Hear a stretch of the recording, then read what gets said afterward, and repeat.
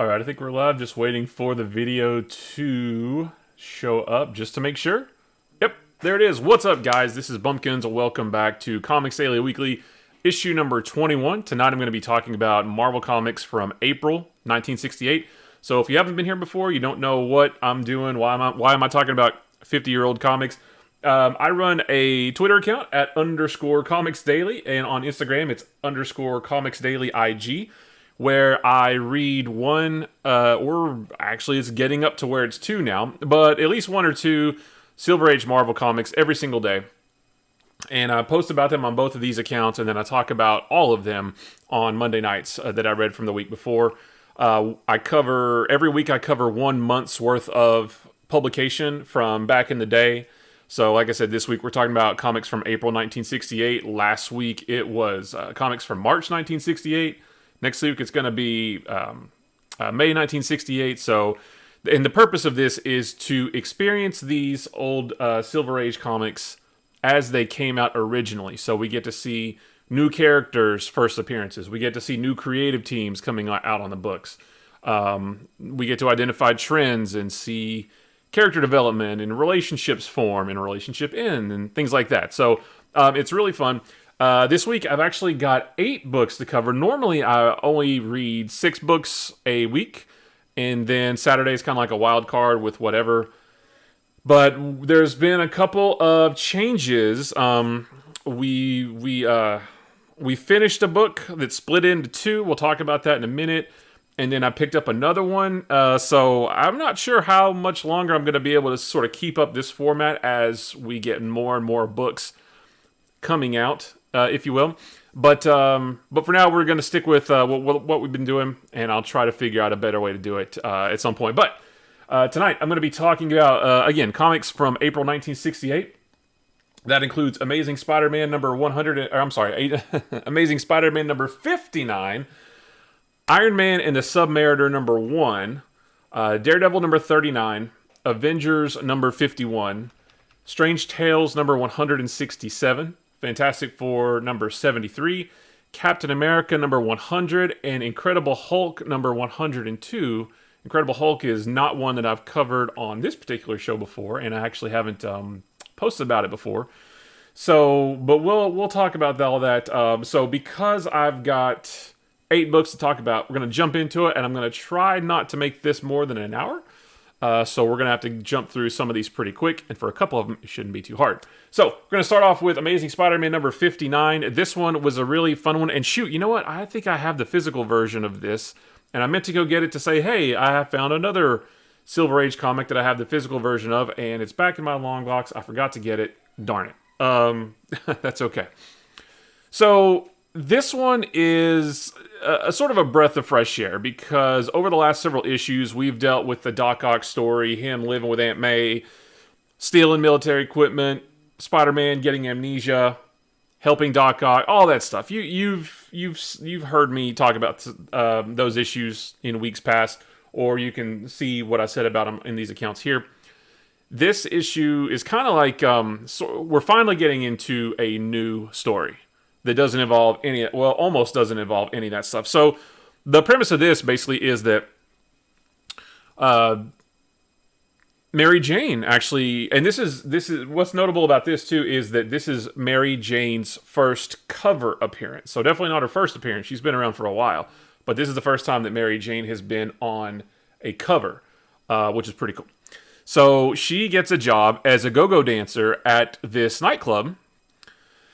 And there is a mysterious figure known as the Brainwasher sort of running the place, and he's brainwashing some of the more higher profile patrons of this club. Now, before we get there real quick, one thing I do want to mention is that this does deal with the whole amnesia story just a little bit, in that, you know, I talked about it last week, Peter hasn't even seen Aunt May yet since he regained his memory. All the Doc Ock stuff, since all that went down, he hasn't seen Aunt May. He didn't see her last issue when he finally got his memory back. So we do get a little bit of that this issue, where he finally gets to see Aunt May in the hospital.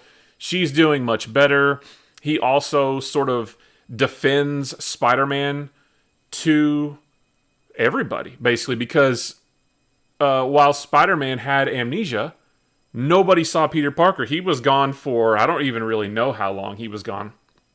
But he had to explain that Spider-Man knocked him out because he had amnesia. He thought he was a bad guy. So he's sort of running defense for Spider-Man, which makes sense because, spoiler alert, he is Spider-Man. Don't tell anybody. So that's what all of this first part is. But the main part of the story, we do get some nice interaction. We do get Peter and Gwen's first kiss with Gwen's dad watching. That's a little weird. But so that's pretty nice to see in this issue. So what's nice about this issue is you guys know that I love in these old issues, what I love most is the supporting cast. I love the moments with all of Peter's supporting cast: Harry, Gwen, MJ, Captain Stacy now that he's in the book, Jonah, Robbie, Betty, Ned, all those guys. And we do get a little bit more of that in this issue because they all plan to go to the club where Mary Jane is now working as a go-go dancer. We get a little bit, too, about this mysterious figure, like I said, who's running this club, who is basically using Mary Jane to brainwash, like I said, the higher profile patrons of the club. So they tell her only, in between your dances, go around to these tables and take a picture of the people sitting at the tables with a star on them. And she doesn't know why. She just says, okay, sure, why not? Well, little does she know that camera actually brainwashes the people that she takes the pictures of. So you can see it here. She snaps a picture of Captain Stacy, and he says, all of a sudden I feel faint. I feel a little bit weird. I'm going to go out and get some air. Peter notices that something is wrong. You can see here that the brainwasher and his goons are sort of trying to apprehend Captain Stacy. We don't know yet, really, what they're up to. We'll find that out next issue, number 60, which I read a couple days ago. Oh, yesterday. I read it yesterday, posted about it yesterday. So we sort of learn what they were up to, why they wanted Captain Stacy brainwashed in that issue. But for now, Peter notices that Captain Stacy has been gone for a while. He goes to investigate. Spider sense starts tingling, all that good stuff.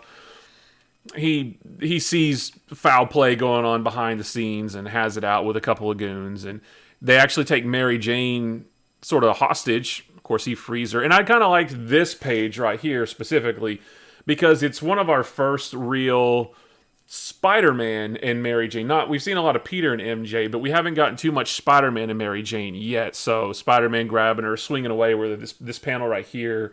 We're going to see a lot of that over the years. So I really kind of like that. And then we get to the end when it turns out... wait a minute. Let me zoom in this way. It turns out that... Come on. Kingpin is the brainwasher. What? So yeah, that's pretty cool. So Kingpin is back. I made note on Twitter that this actually was a pretty fun issue because we get some Kingpin. We get a little bit... let's see what I said here.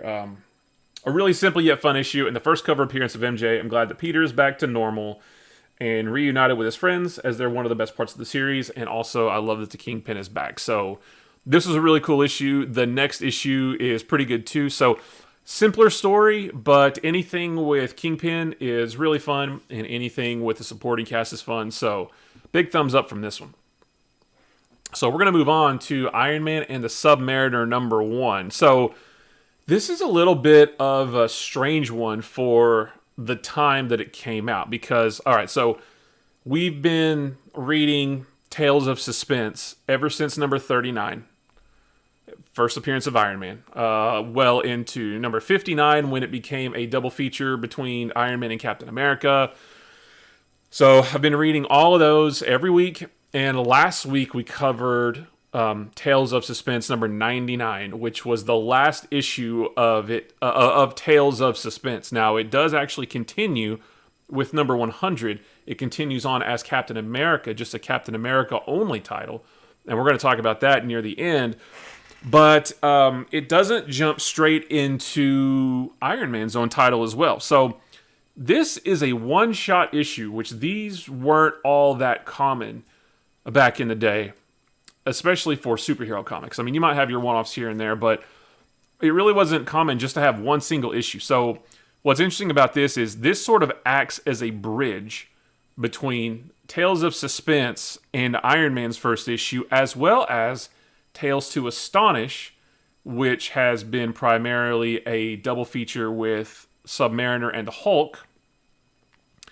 And so it acts as a bridge between Tales to Astonish and Submariner's own title, while Tales to Astonish renames itself just to The Incredible Hulk and continues on with that numbering, number 102 and forward. So this is a one and done, or not a one and done. It's definitely not a one and done because the story continues after this. But it serves as a way to sort of pull Iron Man and Submariner out of the books they were in, puts them in their own adventures, and then when this book is done, it sends them off into their own titles. So, with all that said, you guys know I don't like Submariner.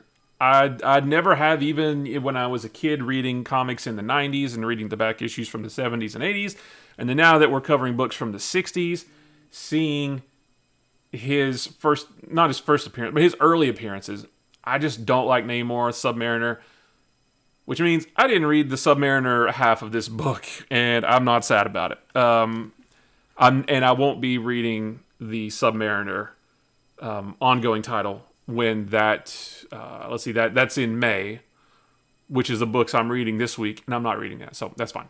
So, but this does continue the Iron Man story that we've been running with for the last 2 or 3 issues, maybe even 4 issues in Tales of Suspense, where after Iron Man's fight with Grey Gargoyle, he's knocked out. The Magia gets a hold of him, and they want to dispatch of him. At the same time, AIM attacks the Magia on their gambling ship, their cruise ship. And so we've got our first appearance of Whiplash in 97. Tales of Suspense number 97. So last we saw Iron Man in Tales of Suspense number 99, he was magnetically stuck to a table. And because AIM is literally just ramming the Magia's boat, it's filling up with water. I mean, that's it. That's what you see right here, is Iron Man stuck to a table, and he's going to drown, right, if he doesn't get off the table. But Iron Man manages to get a wire and charges up his armor. He's able to pull himself off the table. This is, for being a one-shot of a book that is supposed to carry Iron Man into his own title, Iron Man doesn't really do anything in this issue. This issue is mostly AIM versus the Magia. Right, you can see here the AIM operatives are boarding the Magia ship. There's Whiplash here. Whiplash in this whole story, even though we got his first appearance, he was kind of worthless. He doesn't really do much. He whooped around Iron Man a bit, I guess, but he doesn't really do much after that. So most of Iron Man in this issue is just him trying to get out of this room that he's locked in because it's filling up with water. And of course he's low on power because this story has regressed to that. He does manage to get out, but then he gets sucked down into AIM's underwater ship. You can see here. And that's where this story ends. And this is now going to carry us into Iron Man number 1 that I read yesterday in preparation for today. I posted about it today on either of these accounts. You can go check those out, and then I'll talk about that next week. So it was a pretty weak issue because, like I said, Iron Man didn't do anything. He looks like he's confronting Whiplash right there, but he doesn't. There's not much. There's not a lot going on. So this was a pretty lame issue, I guess. But I guess it's important in the history of Iron Man. But it just serves its purpose is just to, now I will say that next issue it's mostly AIM stuff next issue. So the Magia, we're pretty much done with that. We'll talk about that next week. But this was pretty it was very, very lackluster. All right, so we're going to move on to Daredevil number 39. This one was okay. So this one features the return of the Unholy Three, which we saw in an earlier couple issues of Daredevil, but unfortunately I don't remember the numbers. But it's the I don't even remember if I was doing this show when these guys first showed up, but basically it's Ape Man, Cat Man, and Birdman. It's these guys on the cover right here.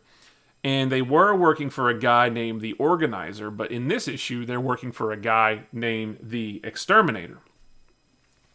So, they escape prison. We don't see how. That's not important, I guess. The first page, Daredevil's like, oh gosh, they escaped prison. I gotta go get them. So the whole idea is that they're working with a guy named the Exterminator, and a lot of this issue is Daredevil fighting them, which is fine. They're silly villains, but it's cool seeing Daredevil fight. But the Exterminator, he beats them, they tuck their tail and run back to the Exterminator. And there's the Exterminator, who looks ridiculous.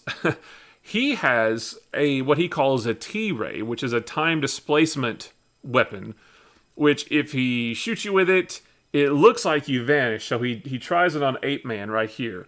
And it looks like you vanish, but it actually just displaces you in time, which is pretty flimsy. But you can see that Ape Man eventually does reappear. It's because he displaced Ape Man 30 minutes into the future.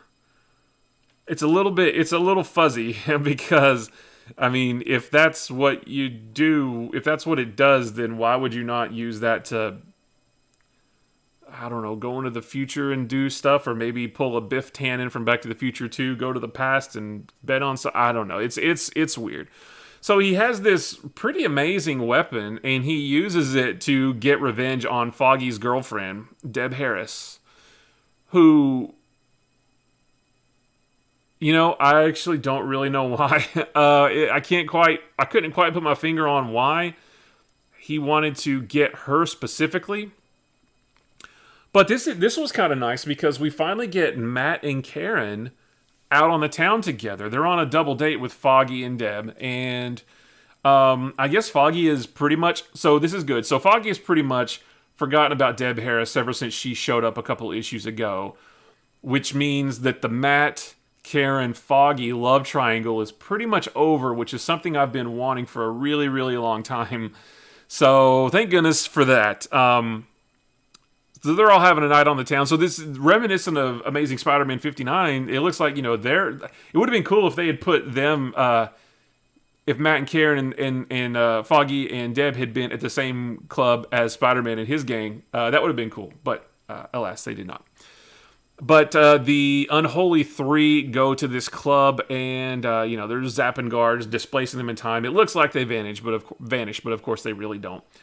In this cool page, they zap Debbie, and Matt tries to, you know, Foggy's like, Matt, go get your brother, because they still think that Mike Murdock is still a thing. Although, thankfully, we haven't seen him very much lately. And so they zap her. It looks like she disappears. Foggy freaks out, but Matt can still sort of sense her. She's like, I can sense her, but her image is blurred, almost as though she's in another dimension. So again, she's displaced in time. And next issue, we got to find out how Daredevil saves her, if he does. So that was a pretty decent issue, a little bit better than they have been. But it's still, the motivations of the characters weren't super clear. So we'll see. We get a little bit more next issue, but not enough. So more to come on that one. But we're going to move over to Avengers number 51. This was a decent one. This was kind of a nice one and done issue. So the Avengers at this point are bare bones, right? It's down to Hawkeye and Hank Pym, who does not have his Goliath powers anymore, and the Wasp, and that's it. Hercules is gone, Quicksilver's gone, Scarlet Witch is gone.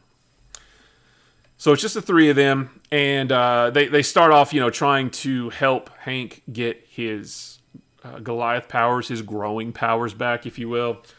And they do make a mention that that new suit that he's wearing is like a special insulated suit. There's just a throwaway line about it, which is, I guess, you know, to justify why he has a new suit. They actually did make it's kind of neat. They made a note. I don't know if I can I zoom in on? Yeah, hang on. Let me see if oh no, I can't zoom in on that. Let's see this. They make I like that they had to put a note right here about how they miscolored they put the wrong color on Goliath's costume on the cover. We can go back to that. So I thought that was pretty cool. So here it's blue and yellow, and then now he's got the red and blue and yellow duds instead. So the whole idea of this is that the Collector, which his first appearance is Avengers 28, I think. If you're familiar with the movies, Benicio del Toro's character in the first Guardians of the Galaxy movie, it's that guy, right? So the Collector is this cosmic being, and he wants to collect the Avengers. You know, okay. He wants to put them in a tube and wants to put them on a shelf, mint in box, and collect them. He manages to actually get them aboard his ship. We got a little bit of weird hentai stuff going on right here. But come to find out, Thor is actually helping him. What? Why is Thor helping this guy? We haven't even seen Thor in a while. Well, it turns out we see through a flashback that he actually tricked Thor into drinking a drink that messed with his head and, for all intents and purposes, brainwashed him. So, again, another Amazing Spider-Man 59 connection. People getting brainwashed. I guess they must have had a meaning. Hey, all comics in April need to have a theme of brainwashing and going to a club, I guess is what it was. So the Collector has Thor under his control, but he also wants to collect more Avengers. He looks around, oh no, we can't get Captain America, he's busy helping out the Black Panther. We can't get Hulk because he's running around in Asgard, which we'll talk more about both of these things in a minute. But he said, oh, Iron Man's not doing anything, although he should be, because he is trapped underwater in a boat. But I guess maybe this is a little bit after that? I don't know.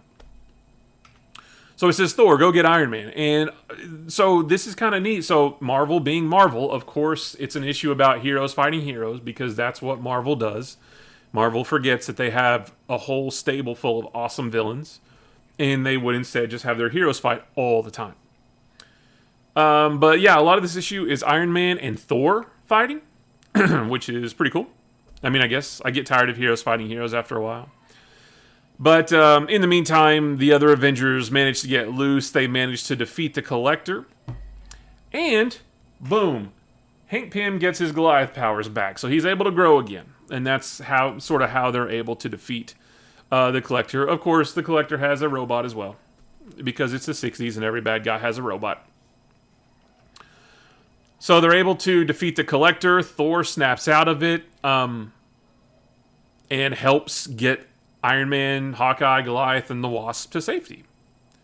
Pretty cool. I mean, it's pretty much it. I mean, there's not much more to say. That's the story until you get to this panel right here, and this bleeds into Captain America number 100, which we'll talk about shortly. But there's one panel here with Cap saying, "Hey, Avengers, I know that I left, but my buddy Black Panther would be a good replacement." And they say, "Sure." So, one thing about this, the Black Panther is about to be on the Avengers. That's super cool. I love the Black Panther. I love him being a part of the Avengers. However,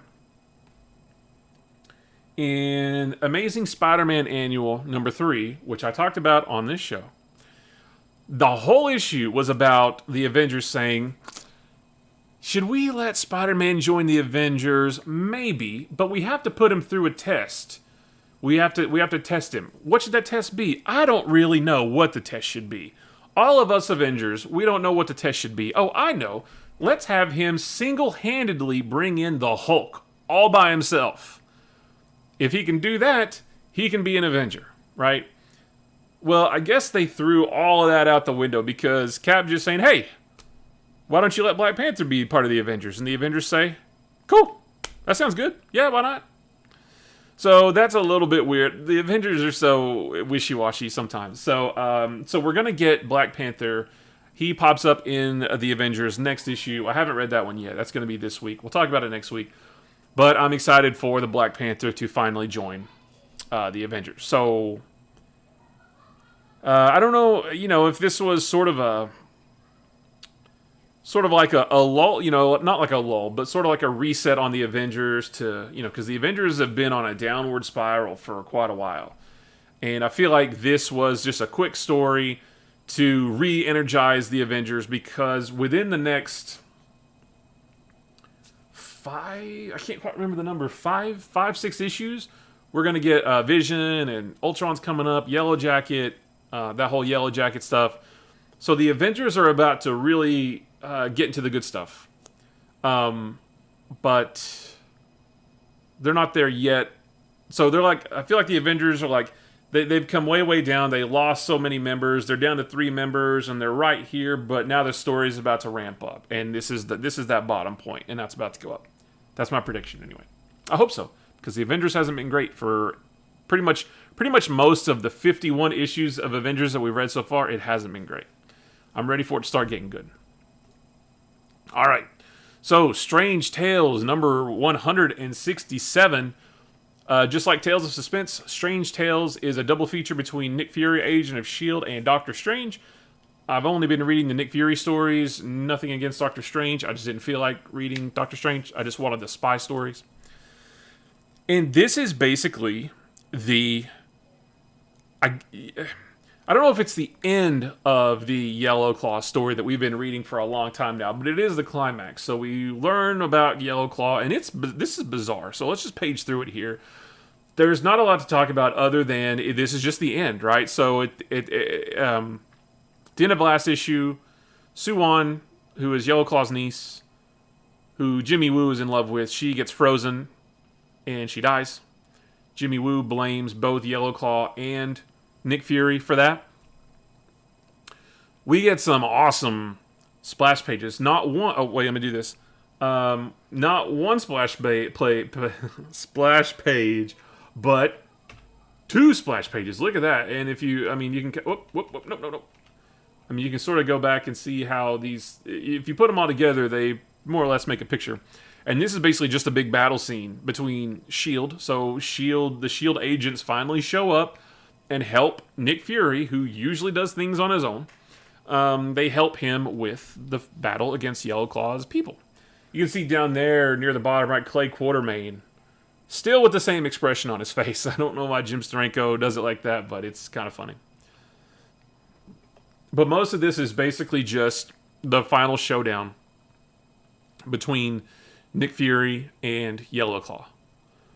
Nick Fury puts on some crazy armor. We've got some crazy Jim Steranko, Kirby-esque visuals here. Like I've said several times over the last several weeks, ever since Jim Steranko started writing and drawing the visual storytelling in this book is ahead of its time. It's leaps and bounds ahead of anything else that we're getting in any other books. And you can see, you're like, right here. That's fantastic.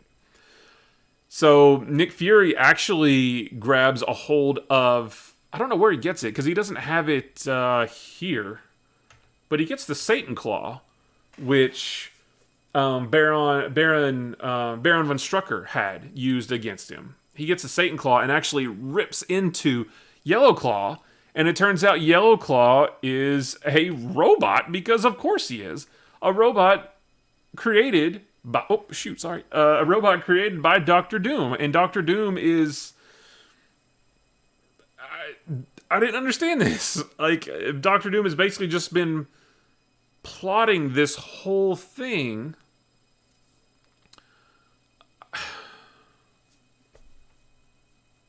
I don't get it. Normally these comics are actually pretty simple, but this one was sort of kind of heady, and I didn't really understand.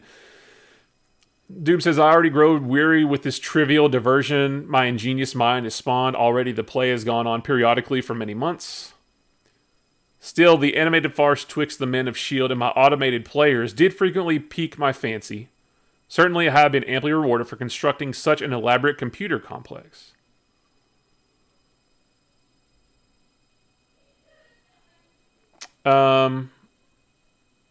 So was it even real? I don't know. I don't know. I hate to say, I hate to end this on an I don't know, but I didn't really understand this. Now that I read that again, I'm like, wait a minute, did this even happen to begin with? I don't know. So that's it. I mean, so we've got one more issue of Strange Tales. Number 168 is the last one with Nick Fury. He will then break off into his own Nick Fury Agent of S.H.I.E.L.D. title, like with just him or just that group of characters. And I'm not sure if I'm going to continue on with it. Marvel Unlimited only has like the first 3, but I did buy the Marvel Masterworks digital edition for like $1 or something on Comixology. So I do actually have through the first 15 issues, so I might continue on with it. But as you'll see when we get to the end here, I've got a couple of issues, extra titles that I've picked up. I just don't know if I can fit it in because it's starting to become a lot. And when we hit the 70s and there's a bunch of titles, I'll have to rethink some things. But anyway, Strange Tales number 167. This is the end of the Yellow Claw story. I'm actually going to have to research this because I just didn't understand it. I didn't get it. And maybe I'm stupid. I don't know. But this was weird. This was weird. So we're going to move on to Fantastic Four number 73. This one was pretty cool. So this one is actually a continuation of Daredevil number 38 that we talked about last week. So Daredevil 38 has a cover date of March. Fantastic Four 73 here has a cover date of April, but the way they talk about it, like in the captions, make it sound like they came out at the same time. So I'm not really sure about that one. I've just been going by the publication date in the Marvel Unlimited app, which is how I've been sort of planning this whole schedule. So this is a continuation of Daredevil number 38. That was the second part of a 2-part story in Daredevil where Doctor Doom and Daredevil Freaky Friday'd each other and body swapped, right? And at the end of 38, they swap back. Doom and Daredevil are in the appropriate bodies now, and Daredevil was on his way to the Baxter Building to tell them about, hey, Doom's got this technology. You may want to go do something about it. But in this issue, the Fantastic Four still think that Doom is in Daredevil's body.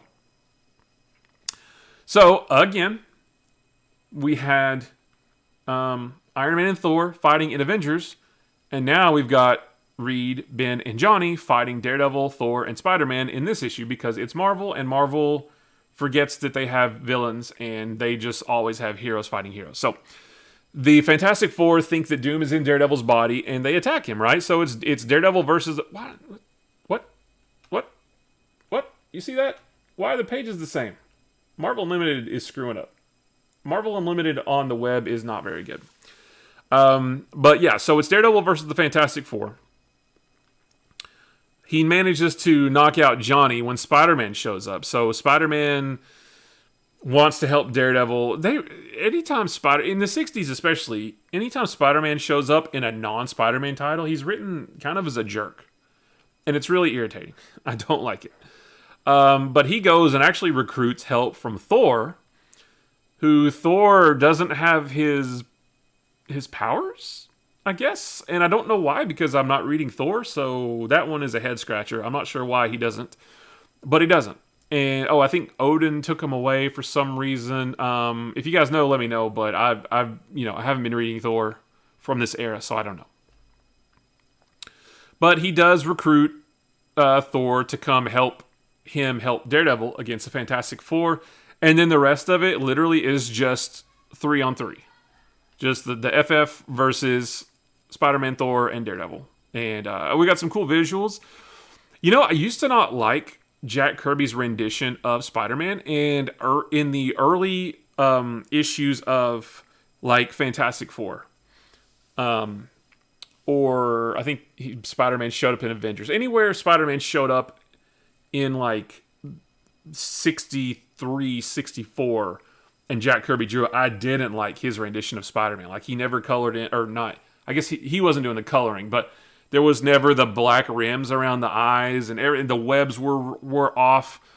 But I really like Jack Kirby's Spider-Man in this issue. Like, and Jack Kirby, I mean, he's one of the greatest, right? He's the greatest of all time. But his art, I didn't love it. Like the early, like the first issues of Fantastic Four, I didn't love. But That's one of the reasons why we read these comics this way, is because we're seeing his art evolve. Everybody's art is evolving. Gene Colan over on Iron Man and Daredevil, his art is evolving.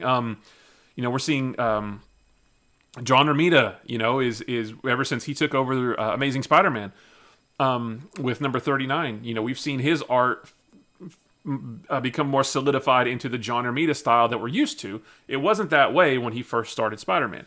So it's cool to see these artists' rendering of these characters finally come into what we know them as. And Kirby is, he's really on point with these. So yeah, I like his Spider-Man here. So we've got Thor versus Ben. We've got Spider-Man versus Johnny. We've got Daredevil versus Reed. And it's really fun. I mean, don't get me wrong, it's a fun story. I just get sick of heroes versus heroes all the time because, like I said, Marvel has such a good stable of villains to work with, and they just don't get used. I mean, and I talked about it before, how like in modern day, we had Civil War, we had Secret Empire to an extent, we had Avengers versus X-Men, and X-Men versus Inhumans, and Civil War 2, and there's so many heroes versus heroes stuff that it gets a little bit tiring. Odin gives Thor his powers back, I guess, is what's going on here, and he wallops the thing. There's not much to say about it. It's a giant slugfest between two groups of heroes, and Sue rushes in at the end and stops it and says, "Doom was on TV.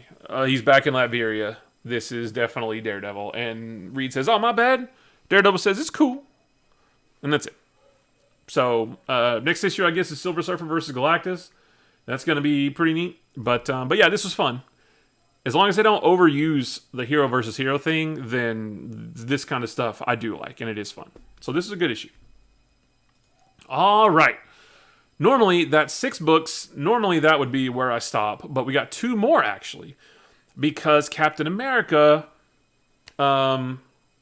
is continuing on from Tales of Suspense. That's why it says number 100 right there, because Tales of Suspense ended with number 99, and now Captain America is continuing that in his own book.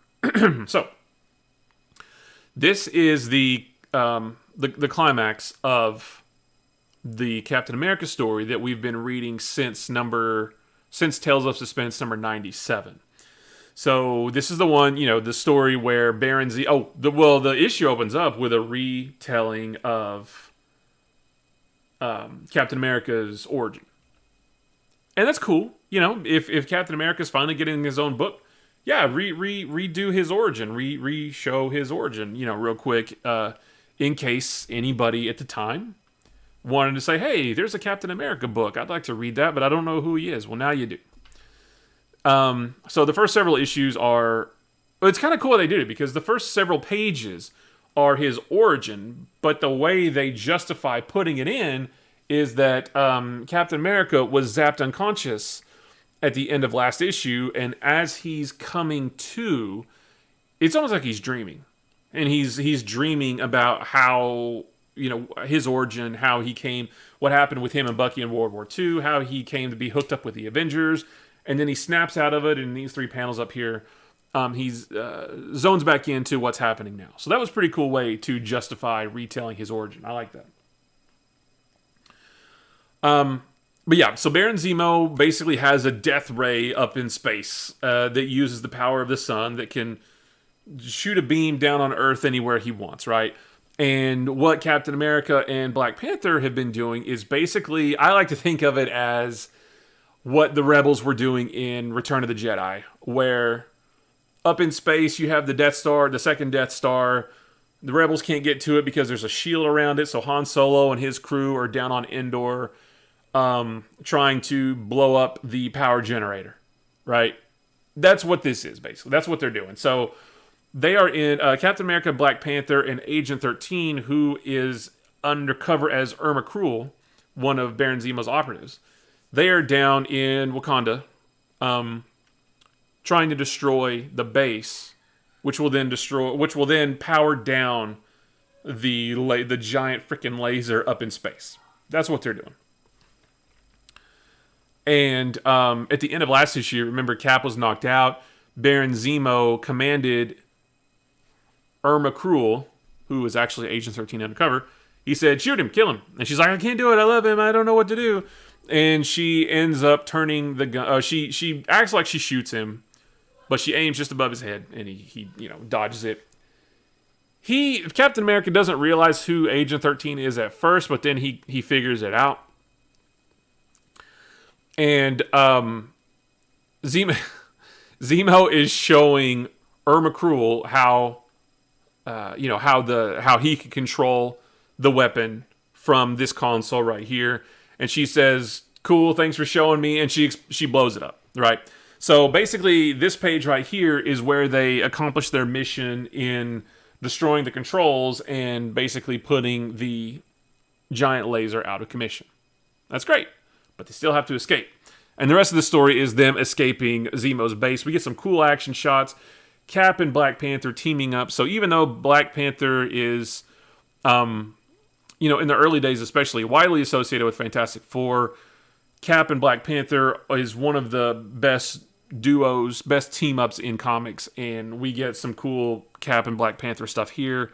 It's just a fight with Zemo and his goons. And Agent 13 gets in the mix as well. And they basically just have to escape. I mean, this is pretty cool. Like, Black Panther sees all these guys. That's basically Han Solo in Star Wars A New Hope, Episode 4, where he runs in, sees all the stormtroopers, and runs the other way. They basically get out by climbing through an air duct, and of course, because it's the 60s, you can bet Baron Zemo has a robot, an android, that they have to fight. And Cap, I love this, though. Kirby is so good at making you feel the impact. I've talked about it before. I swiped on the page, turned the page, and boom. I mean, I could just feel Cap hitting that android and him going flying through the air. So Cap takes down the android. He's tough, and it takes them all a minute to take him down. But they do. And it turns out, after all that, that the Baron Zemo, that they have been fighting isn't actually the real Baron Zemo. It's actually Zemo's pilot. So, because the whole thing was, well, how is Zemo still alive? He's supposed to be dead. Well, that's how. So we know that Zemo comes back eventually, but for now, it was Baron Zemo's pilot, who was posing as Zemo. Zemo's henchmen kill him. "Traitor, you have deceived us. We serve only Zemo. But don't you see, Zemo is dead. You lied to us. You must pay for that." And, so Black Panther does offer them amnesty in Wakanda. And they take it. And that's it. The battle's over. This is where, kind of a one-panel thing here, too. Since I'm no longer on active duty with the Avengers, they have a vacancy on their roster, one which I hope will be filled by the Panther. And, Panther's like, "Yeah, sure, whatever." And that's it. That's the end to that story. And so it was a cool way to sort of wrap up that 4-part story and introduce Cap into his own book. The next issue, Captain America 101, I read that today. And posted about it on these accounts today. So we get the Red Skull next issue, so that's always fun. Cap and Red Skull is cool. So so I'm excited to have Captain America in his own book, and I'm excited to have Iron Man in his own book. But it adds to my number of books that I'm reading now, even though, they were both in Tales of Suspense anyway, so I'm still reading about Iron Man and Captain America, but the stories are longer, so it's going to be. And then the last book I'm going to talk about is I decided to try out The Incredible Hulk, number 102. Now, like I said, I think I read the first issue or two of Hulk, and I didn't love it. I don't love the old Hulk stories, but then I started thinking, well, now that I've hit the point where the Hulk is in his own title and he's not in Tales to Astonish anymore, let me give it another shot, because I actually haven't read very much. If I think about it, even as a kid in the 90s collecting comics, I didn't read much Hulk at all. I just, I really haven't even read much Hulk.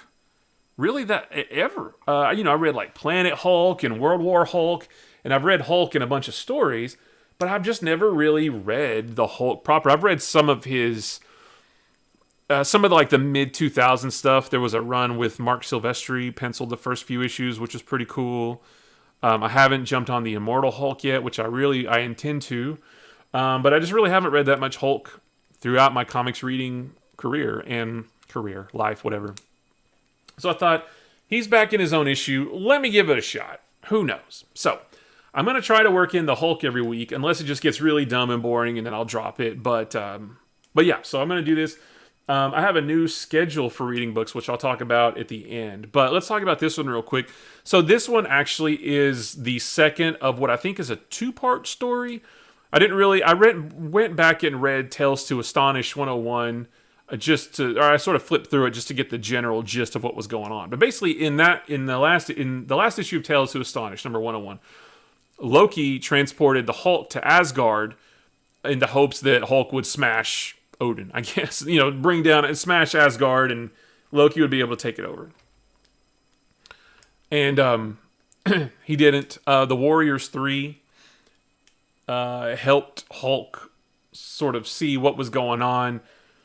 They tried to help him get home. He was So what the reason we have this page here is because he was actually jumping over this big chasm, and Loki caused the Hulk to turn back into Bruce Banner mid-jump, and he started falling, and that's where we left off right here. So the Enchantress and the Executioner, for some reason, are standing right there in the big hole. I don't know what they're doing there, but they actually get a hold of him. And the Warriors 3 go to see this old witch, I guess. And she sort of... So, like how we saw the origin of Captain America in Captain America number 100, the whole purpose of this is... The witch is basically telling the Warriors 3 the Hulk's origin. So, if you were back in 1968, you said, hey, who's this, this Hulk person? I want to read this, but I don't know who he is. Well, they managed to figure out a way to tell the Hulk's origin and make it fit within the story. So we do get a few pages of the Hulk's origin. It's basically this Asgardian witch telling the Warriors 3 who the Hulk is and how he came to be. So we get his origin here. It's actually, that's what all of this has been, right? So the Enchantress and the Executioner have Banner all tied up, but, he gets mad. He turns into the Hulk. A battle ensues between the Hulk and the Executioner. The Enchantress brings in some trolls. He dispatches them as well and gets away. And they decide to send this troll army against Odin and his warriors. And, so there's going to be a big battle between the Asgardian warriors and these trolls. And, the Asgardian warriors they're afraid they're going to be overrun. And the Hulk says, wait a minute, I need to go help them. And he does. And he helps dispatch of these trolls. I don't know if they're trolls. I thought they called them trolls at some point in this issue. But he basically knocks them all into a pit and then clogs it up with a giant rock, I guess. That was a little bit fuzzy. But Odin helps the Hulk get back to Earth at the end for helping him. And this is weird too because the names in this panel are all screwed up. Odin calls Fandral Balder, and Fandral calls Hogun Fandral. This was weird. This was really weird. And there was another panel too where they screwed up the names. I don't know why. So, but this was a decent issue, but because I didn't read the first one, and I'm not really into the sort of the Silver Age Thor and Asgardian stuff, so I didn't love it. But I wanted to jump on the Hulk in his, not his first solo title, but you know what I mean. Since he came back to a solo book, I wanted to jump on that. So I checked it out. It was fine, but I'm going to stick with it. I did read the Hulk number 103. I read that and posted about it on Sunday. That wasn't a great issue either, but I'm going to stick with it for a while because a lot of these books they take a while to get into. Avengers hasn't been good for 51 issues, and it looks like it's maybe on the upswing. Daredevil was good. It's actually gone down. I'm hoping it's going to go back up. Amazing Spider-Man has been good consistently. It's just getting better and better. So I'm going to stick with it for a while. I might end up dropping it from my virtual pull list, if you will. But I'm going to stick with it for a while. So that's everything I read for this past week. I do have a new schedule.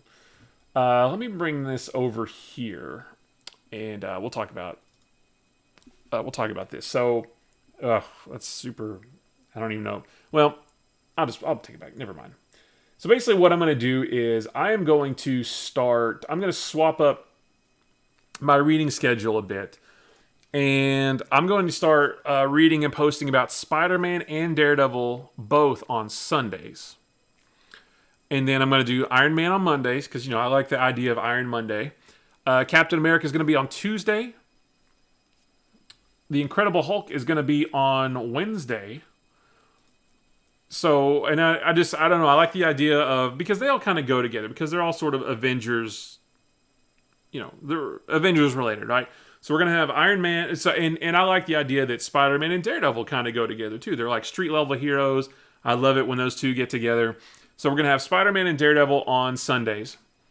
We're going to have Iron Man on Mondays, Captain America on Tuesdays, Hulk on Wednesdays, and then we're going to kind of put a bow on those three and read Avengers on Thursdays, and then Fantastic Four on Fridays, like they have been.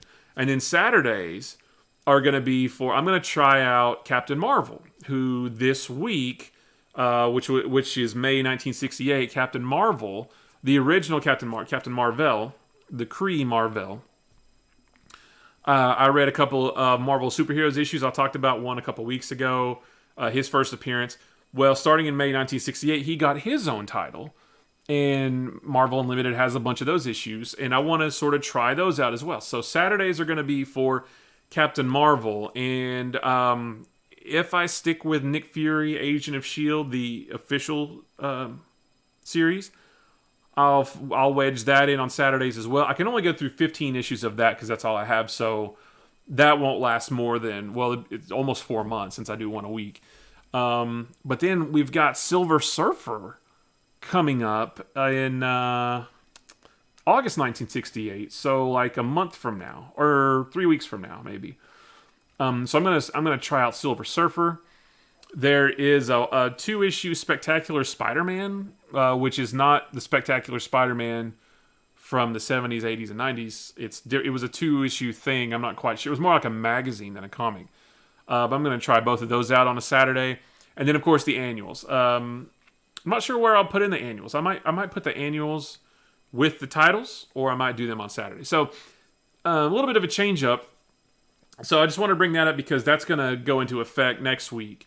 So on these accounts, you will notice that I'm starting to post different titles on different days, and it's also going to change the order in which I talk about these books going forward. So just wanted to bring that up, but I thought with more books coming out, I thought that would make a better sort of, because it would be weird to go from Spider-Man to Captain America, but then to Daredevil, but then to Avengers, or I don't know if in my head it would be weird. So I just thought it would kind of be cool to sort of organize the heroes that way. So, but that's it, guys. That's it for Marvel Comics from April 1968. I appreciate you guys watching. If you want to follow along with me as I read these, you can follow me on either of these accounts below. On Twitter, it's @_. Don't forget the underscore. Comics Daily on Twitter, or _ don't forget that. Comics Daily IG on Instagram. Like I said, I post 1 or sometimes now 2 a day.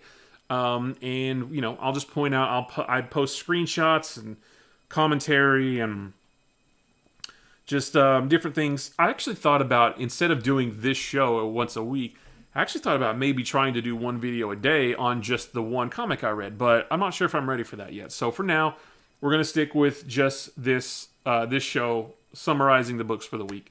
But yeah, and of course, if you like if you like this video or any of the videos on this channel, maybe hit the subscribe button. If you like this video, give it a thumbs up. If you didn't like it, give it a sarcastic thumbs up. And if nothing else, leave me a comment.